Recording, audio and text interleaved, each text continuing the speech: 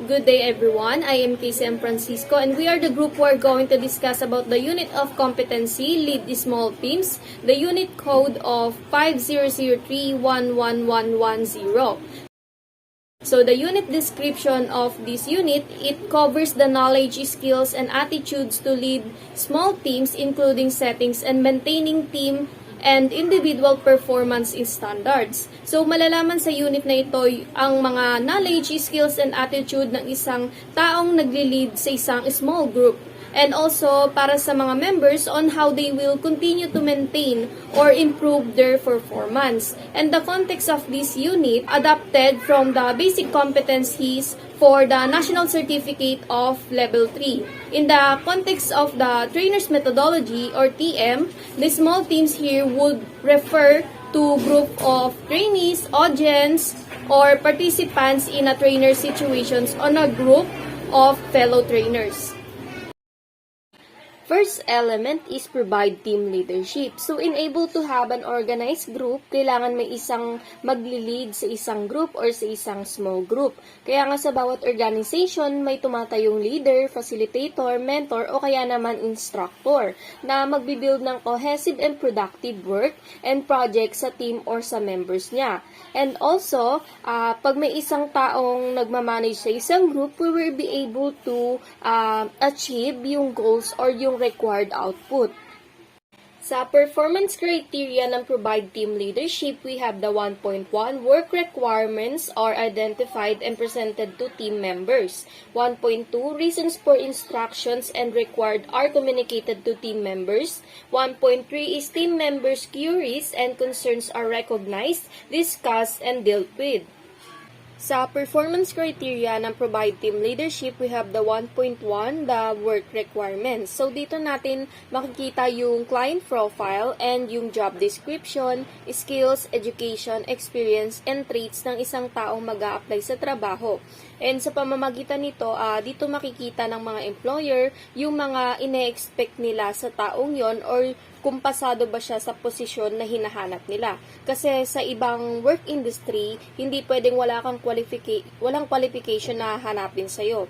The employer expects to find a candidates or mga taong mag-a-apply kung karapat-dapat ba sila sa posisyon na yon.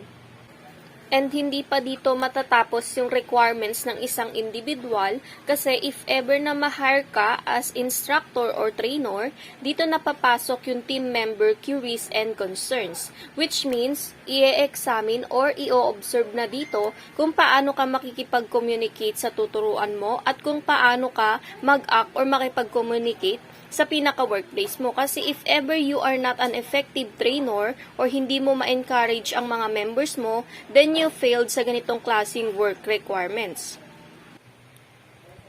Next element is assign responsibilities. 2.1 and 2.2, sinasabi lang dito na sa assign responsibilities, connected pa rin siya sa job description that you have. Kasi merong mga certain skills and knowledge na kailangan sa specific role or position na ibibigay sa'yo. Depende din sa kakayahan mo kasi minsan bumabase yung ibang company sa skills, experience, or sa educational attainment na meron ka. Ganon ang kadalasang patakaran kapag nag-hire ang mga kumpanya para mas ma-manage ng maayos yung task na ibibigay sa'yo. Because it's also the process of giving the authority to a team member, which indicates that the individual will conduct a particular action. And the function that we must use or apply para maging successful sa responsibilities na ma-assign sa'yo, merong mga functional roles and responsibilities na kailangan mong gawin para sa team mo. First is determine what needs to get done. Second, make a list of all the tasks that need to be completed para walang makaligtaan na objectives sa isang gagawin na task. Third is identify strengths and weaknesses of your team. Fourth is refer back to a team member's job description para alam mo kung alin ang mga strength and weaknesses nila or kung saan sila dapat mag-improve or ano ang mga kailangan nilang i-enhance. And lastly, get feedback to know if naging effective leader ka sa team na meron ka. Next element is set performance expectations for team members. 3.1, Performance expectations are established based on client needs and according to assignment requirements. 3.2. Performance expectations are based on individual team members' duties and areas of responsibility. 3.3. Performance expectations are discussed and disseminated to individual team members. So, sinasabi lang dito na in trainer's methodology, pwede din na yung mga client ang kadalasan na magbibigay ng sets of performance na kailangan nilang matutunan, i-improve, or i-enhance sa skills nila. And as a trainer, kailangan nilang masatisfy yung mga assignment requirements na ibibigay ng client nila. And usually, as a trainer or leader, kailangan mo ding mag-set ng mga requirements na dapat nilang gawin, lalo na ng mga members mo, para malaman mo kung lahat ba ng naituro mo is nai-apply ba nila or natutunan ba talaga nila. Para ka lang nagkakandak ng assessment para malaman kung naging effective yung pagiging trainer mo sa kanila. And may mga ways kung paano maging effective yung expectations ng mga members sa tumatayong leader. It should be specific to help the staff members understand exactly what is expected. Next is measurable. Measurements helps the staff members and supervisor understand when the expectations is achieved. Next is achievable, which is yung expectation, kailangan realistic siya. Lastly is yung results-oriented. Expectation should focus on end results. Next element is supervised team performance. 4.1, monitoring of performance takes place against defined performance criteria and or assignment instructions and corrective action taken if required. 4.2, team members are provided with feedback, positive support, and advice on strategies to overcome any deficiencies. Sinasabi lang dito sa 4.1 and 4.2 kung ano ang responsibility ng isang leader or trainer. Isa dito yung pagmomonitor nila sa task or performance na ginagawa ng bawat members. And if ever na may mali silang nagagawa sa task or may hindi sila nasunod sa criteria na ibinigay ng trainer or leader, kailangan agad bigyan ng corrective actions yung individual na yon para maisagawa ng maayos yung bawat task at masolusyonan agad yung mga maling nagagawa. And ang purpose ng supervision is to ensure the performance of each member is being delivered properly. After ng task, kailangan may feedback na isasagawa ang bawat members just to make sure if yung trainer ba nila is effective or maayos silang natuturuan. Dahil sa pamamagitan nito, nagiging aware din yung trainer kung ano yung mga dapat niyang i-improve. 4.3, performance issues which cannot be rectified or addressed within the team are referenced to appropriate personnel according to employer policy. So, sa isang team or group, there's a possibility talaga to have a performance issue. For example, nagkaroon ng failure to meet the basic requirements of a job. There are based of reasonable expectations of behavior and results as defined sa job description nila, sa performance, objectives, and sa policy. Kaya importante din na sa isang team magkaroon ng healthy culture. Example is to treat everyone in your team fairly and equally. O kaya mag-provide ng praise and recognition and be open and honest at all times. Para may strengthen yung pagkakaroon ng unity and pagkakaroon ng trust sa bawat isa. 4.4, sinasabi lang dito na as a trainer or as a leader, kailangan lang na maging responsible enough na i-update agad lahat ng members if ever na magkakaroon ng changes sa isang plan or sa isang task. Kasi kung hindi, possible na makaka-apekto yun sa client mo or sa tuturuan mo. Kapag ganun kasi may tendency din na magkakaroon ka ng bad feedback mula sa mga members na yon. Sa 4.5, sinasabi dito na dapat hindi daw mawawala yung pagkakaroon ng supervision or pagmamonitor sa mga members. Kasi mayroon ding set of requirements sa mga client na kailangan nilang ma-meet or matutunan. And sa pamamagitan ng pagmamonitor, mamamake sure mo din as a trainer na kung tama or mali yung ginagawa nila. And if may mali, bibigyan agad ng corrective actions. 4.6, follow-up communication is provided on all issues affecting the team. So, if ever na may need i-correct or magkaroon ng changes sa isang plan or task, makipag-communicate agad sa team to take further actions. Trainer could communicate by sending a letter, then follow up promptly with telephone calls, and so on. And lastly, 4.7, all relevant documents is completed in accordance with company procedures. So, yung relevant documents is also as being useful for effective communication. Yung good documents kasi it helps all staffs to understand the current care needs of a client. This is turn promotes continually of support and care sa mga team. Range of variables. The first variable is work requirements, and it has two range, which are client profile and assignment instructions. The client profile, it includes information on client and allows employers to specify how the client might benefit from your business offering. For example, dito is yung resume na naglalaman ng job description, educational attainment, skills, and so on. Second is assignment instructions. Dito nakapaloob yung mga manual reference containing informations na kailangan ng isang individual to carry out their duties effectively. For example, is may ipro-provide si trainer na manual, criteria, or instructions na magsisilbing guide kung ano ang gagawin ng client niya. Next is team members' queries and concerns. First is rosters details. So, yung roster detail, nakapaloob dito yung list of personnel. It also shows the order in which a job or duty is to be done by the members of a group. Nakalagay din sa rosters details yung names and positions nila, tsaka yung gagawin nila or kung ano yung pinaka-plan showing turns of duties para sa bawat individual or group sa isang organization. For example, sa company, may list of names or kung ano yung position nila sa company na yon. And sa bawat employee, may mga naka-assign na dapat nilang gawin para lahat kikilos at mas maging organized yung pagpapatakbo ng isang kumpanya. Next is shift details. So basically, tumutukoy lang siya sa shift details ng bawat employees or yung oras ng pag-start hanggang sa pag-end ng shift or duty niya sa trabaho. Makikita din dito yung employees na nagtrabaho sa first shift, day shift, night shift, and so on. Next is monitoring of performance. Formal process. When we say formal process of monitoring performance sa isang company, dito nagkakaroon ng pagsusupervise about sa expectations, goals, and career progress na nangyayari sa isang production, including how an individual work aligns with the company's overall vision.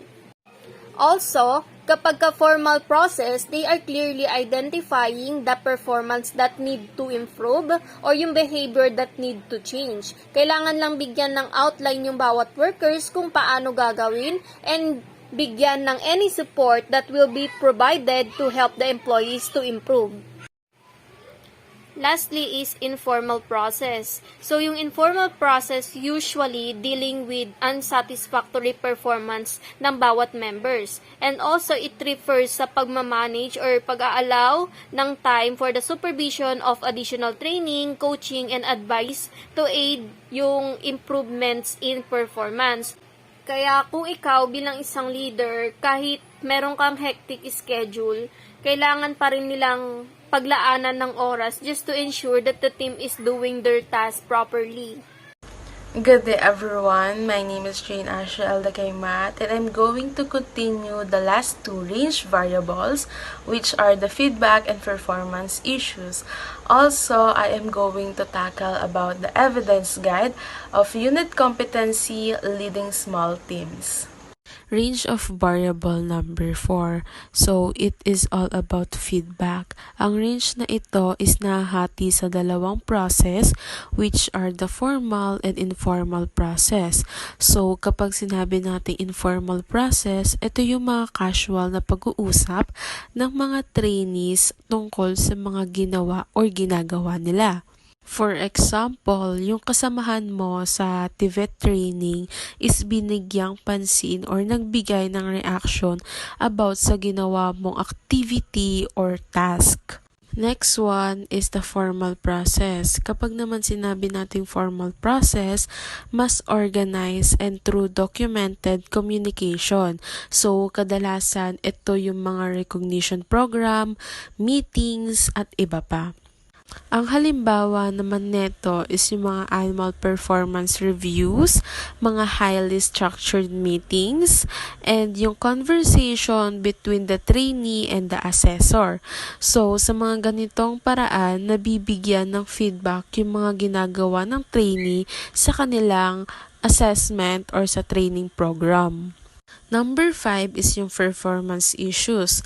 So, dito naman nakapaloob yung mga failure ng mga trainees sa mga basic requirements sa training nila. First one is yung work output. Nagiging issue siya kapag hindi naging maganda yung kinalabasan ng product, ng activity, or yung task mismo na ginawa ng grupo mo or mismong ikaw. Next one is yung work quality. Nagiging issue siya dahil po pwedeng hindi natapos sa tamang oras yung mga kailangang gawin or yung activity ng mga trainee.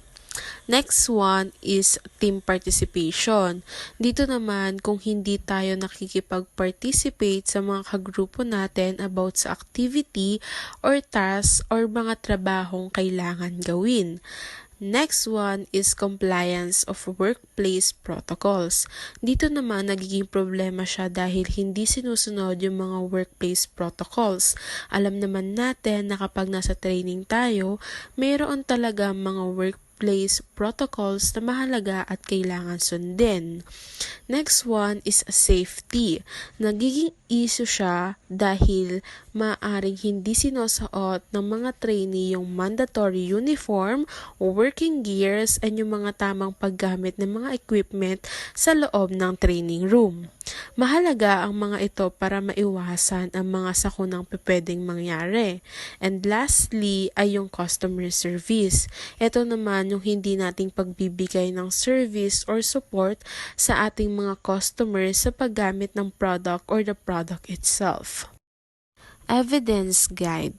Ito ay nagsisilbing katibayan na ang mga trainee ay nagpakita ng kanilang kakayahan against the outcome. Ito ay karaniwang binubuo ng mga particular na gawain na dapat gawin at dapat recorded in a tangible way.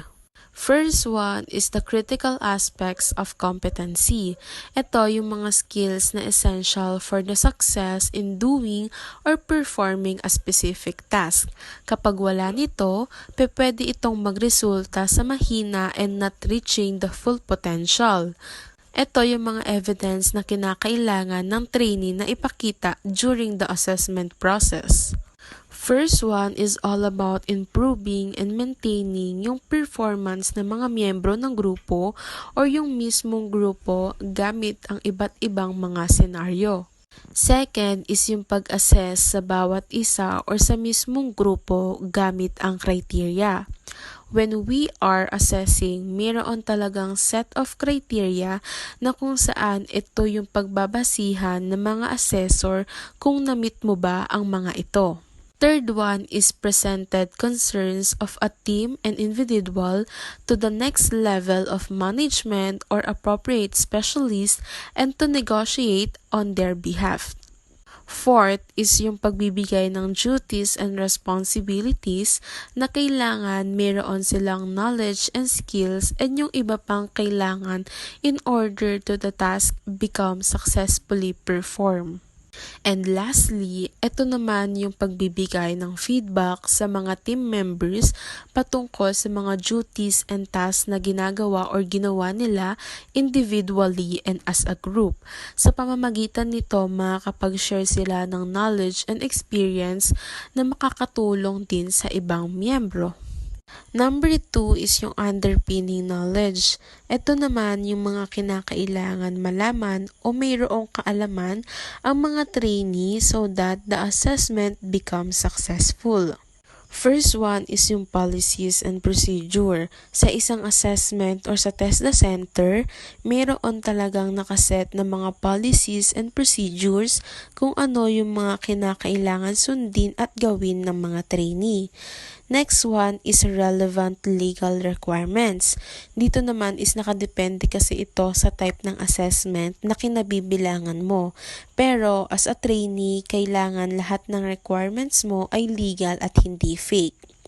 Third one is how performance expectations are set. Number 4 is methods of monitoring performance na kung saan dapat may alam ka para ikaw as a trainee, alam mo kung saan yung mga weakness mo para ma-improve or ma-develop mo siya. Number 3 is underpinning skills. Kung sa underpinning knowledge ay binubuo ng mga kaalaman, dito naman nakapaloob yung mga skills na mayroon o kinakailangan malaman ng mga trainee upang maisagawa ng maayos and effective manner in order to make the assessment become successful. First one is communication skills na kung saan required siya in leading small teams dahil hindi mag-work yung team if ever man na hindi magkakaroon ng respeto sa sasabihin ng iba, and mas maganda ito kapag mayroong sharing ng feedback and also be a good listener. Second is informal performance, counseling skills. So, dito nakapaloob yung skills about helping the co-trainers to identify their weakness and formulate some strategies in order to improve it or their performance.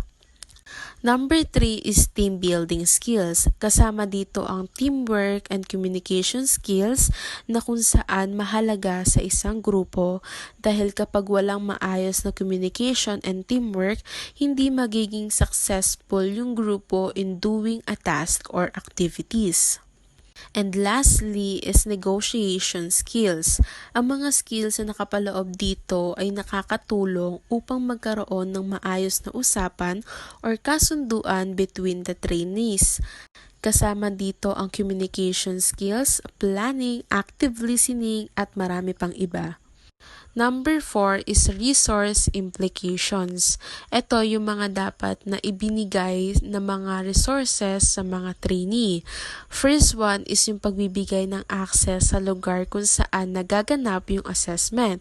Mostly ang ganito ay nagaganap sa TESDA Center na kung saan available sa iba't ibang lugar dito sa Pilipinas. Second one is yung materials na naaangkop sa binigay na activities or gawain ng mga trainers or assessor. Sinasabi dito na kinakailangan kung ano man yung mga ipinapagawa ng isang trainer is mayroong sapat na materials to conduct it. Number 5 is method of assessment. Dito nakapaloob yung mga iba't ibang paraan ng pag-a-assess sa mga trainee. Ang kakayahan ng mga trainee ay masusuri sa pamamagitan ng first one is through the direct observation ng mga tokang gawain sa mga individual members ng group na konekta sa work activities ng kabuuang grupo. Second is role-playing or observation of simulation na kinakailangan na merong nagaganap na participation sa mga members ng group in order to attain the organizational goal or the team's goal. Lastly is through the case studies and mga senaryo na ito yung magiging basis ng pagtalakay nila patungkol sa mga issues and strategies sa pamamagitan ng teamwork. Number 6 is yung context of assessment. Sinasabi dito na ang assessment ay kinakailangan isinasagawa sa workplace, simulated areas at sa TESDA Assessment Center. Hi everyone, my name is LUISA BASCO. I am here to tackle about the apply work ethics, values, and quality principles. Unit Descriptor. This unit covers the outcomes required in demonstrating and living outside desirable work ethics, values, and principles in the workplace and training environment. So, Ethics in the workplace is defined as the moral code that guides the behavior of employees with respect kung ano ba yung tama at ano yung mali in regard to conduct and decision making. So furthermore, ethical behavior doesn't only apply to individual employees. The organization itself should exemplify standard of ethical conduct. So in this unit, we have three elements. First is observe workplace policies and guidelines. So for the performance criteria, we have 5.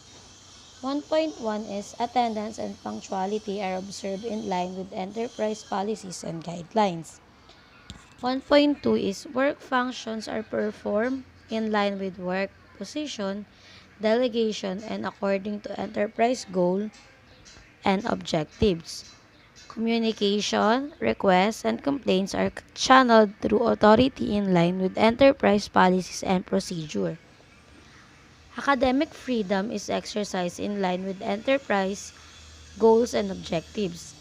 And last is quality. Quality work instructions are delivered in accordance with work deadlines and training calendars. So for this element po, yung policies and procedures daw is nagpo-provide siya sa mga employee with a clear understanding of what is expected of them. Yung policies and procedure daw po is nagpo-provide siya ng fair, predictable, and consistent approach to managing the workplace and yung workplace issues.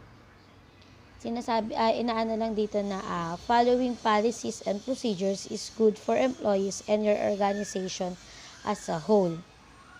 Value self-worth and profession.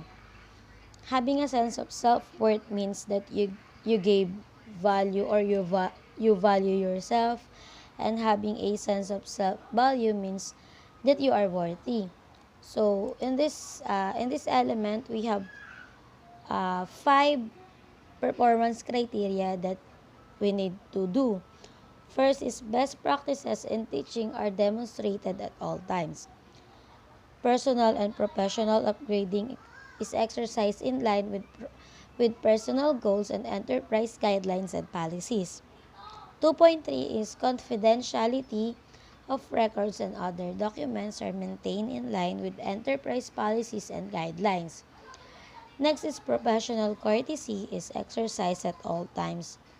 And for the last is professional role and image as technical trainer are maintained in the classroom or training environment and related situations. Is observe proper conduct in dealing with learners and parents. So we have 3 performance criteria that needed. First is promotion of learners is performed based on non-prejudice decision and actual accomplishments and performance of learners. Second is learners were given equal opportunities to learn and utilize school facilities in line with the enterprise objective and goals. Last is parent consultations are performed in line with enterprise policies and guidelines. So dito naman, sinasabi lang dito na yung attitude natin when dealing learners and parents should be a proper, kumaga dapat nasa maayos pa rin or proper pa din yung pakikipag-usap mo or yung pakikitungo mo sa parents and dun sa learners. Good day everyone, I am Antoinette DIONIO from FSM 32, and for today, I am about to discuss range of variables and evidence guide regarding the unit of work ethics, values, and quality principles. So, let's begin. The unit Apply Work Ethics, Values, and Quality Principles includes and covers the outcomes required in demonstrating and living out desirable work ethics, values, and principles in workplace and in training environment. So, here are the range of variables. The first is work function. May include but not limited to 1.1 teaching. The term teaching is concentrated in sharing of knowledge and experiences sa ating mga students. As an example, during elementary, teachers used to teach his or her students some basic knowledge regarding numbers, letters, and sounds na kalaunan ay unti-unti nating natutunan until such time na ating itong ma-develop through continuous learning and practicing those things. Additionally, as a teacher, we should be knowledgeable regarding the type of teaching strategies that we're going to use for us to be an effective, and it must fit for our students that have different capability when it comes in acquiring lessons or topics. Now, we are on 1.2, the guiding. This is vital in education because as a teacher, it helps students to become wise and be able to understand various things and information that through the guide of our teacher, we can achieve satisfactory adjustment to school and to life. As for example, a new student enters the premises and she is not familiar with some rules and regulations of our university. On the other hand, as a facilitator or teacher, we should guide our students sa mga rules until such time na maging familiar na sila dito. And additionally, guiding as a teacher, we should guide our students until na maunawaan na nila ang mga topics and may apply nila ito as a discipline until they graduate or kahit nakagraduate na sila, with the use of our guiding, hindi nila ito malilimutan. For the last one is 1.3, managing events and school activities. As an educator, mahalaga na mayroon tayong tinatawag na lesson plan for us to be guided sa kung ano man ang ating magiging flow ng teaching natin per one semester. Ganon na din ang mga important events as for example, midterm exams, quizzes, and due dates for the school activities na nasa lesson plans. For our second variables, we have academic freedom. This may include but not limited to 2.1, selection of teaching methods. It is vital for a teacher na matukoy kung anong teaching method ang gagamitin niya. Likewise din sa mga students because knowing your teaching method in the beginning ay matutukoy or makakatulong sa pagsasagawa ng epektibong pagkatuto ng mga students. As for example, ang mga students ngayon ay mas natututo sila pag nakakakita sila ng mga pictures or any visual aids related to their topic. So, as a teacher, ikaw mismo sa sarili mo, try mo siyang i-evaluate. Or if this method ba ay mas madaling makuha or ma-execute ni students ang mga topic. If not, try to use another form until ma-determine mo ang correct teaching method in this type of students. The next is 2.2, the implementation of remedial classes. This kind of classes is important, lalo na sa mga students na nahuhuli at kailangan na mas mahabang oras ng pagkatuto upang makasabay sa klase. As for my experience before, we conducted remedial classes for a subject math for us to thoroughly understand a certain topic that we might find out quite hard. In some school, they have special remedial classes for private school, but in our situation, back then, we make a letter for this specific mathematics teacher to conduct some remedial classes. Minsan nakadepende pa rin sa teacher if they are available in giving remedial. Yet, if we do this as a professional and a teacher, ma-assure natin ang quality education sa ating mga students. Lastly, 2.3, changing method of collecting evidence of learning. Dito, as a teacher, pwede tayong mag-set ng certain standard or criteria kung how natin i-evaluate ang ating students. As for example, using scored tasks with the rubrics, performance evaluation, and scores on local exam or quizzes, and other. It is important to use evidence for learning dahil if makikita or ma-visualize ng mga students natin ang tally of scores / grade nila is mahihikayat silang galingan at mas matuto pa para sa susunod ay makakakuha sila ng mas mataas na marka. Now, we are on our third range of variable, best in practicing teaching. May include 3.1, teaching with teaching aids. Mas magiging effective nga ang ating teaching and learning process if si teacher uses some teaching aids such as overhead project, board, DVD, CD players, audio aids, and today we can utilize the availability of technology by using Microsoft PowerPoint presentation and other apps online such as Canva. Itong mga aids na ito ay makaka-help sa students to improve their reading and other skills. For our 3.2, employing learner-centered activity. As a teacher, dapat we let our student to act on their own. Example, grouping them for a certain task, they can do collaborative work or discussion such as case study, research paper, short film or video, and other. By this, they can experience doing it and making a communication among other.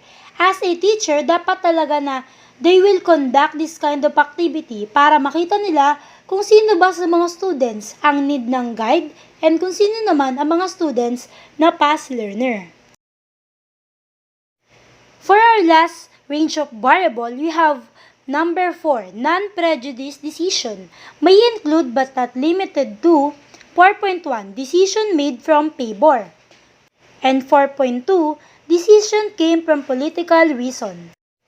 Based on of my understanding, as a teacher, di dapat tayo magkaroon ng bias na pagtrato or magbibigay tayo ng decision agad-agad. Dapat pa din natin itong pag-isipan ng mabuti, kahit pa ang favor ay mula sa mga politiko or kahit anong pabor galing sa ibang tao, lalo na kung maaari itong makatapak sa karapatan ng ating ibang students.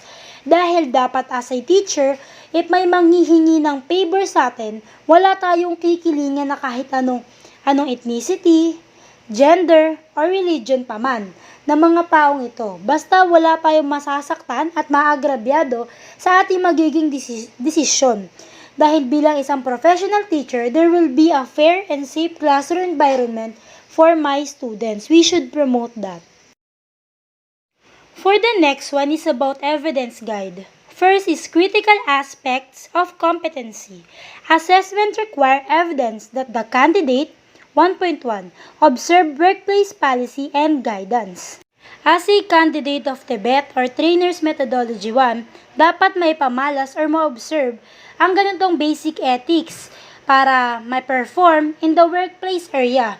Dapat sundin nga ito upang maging isang disiplina bilang isang profesional.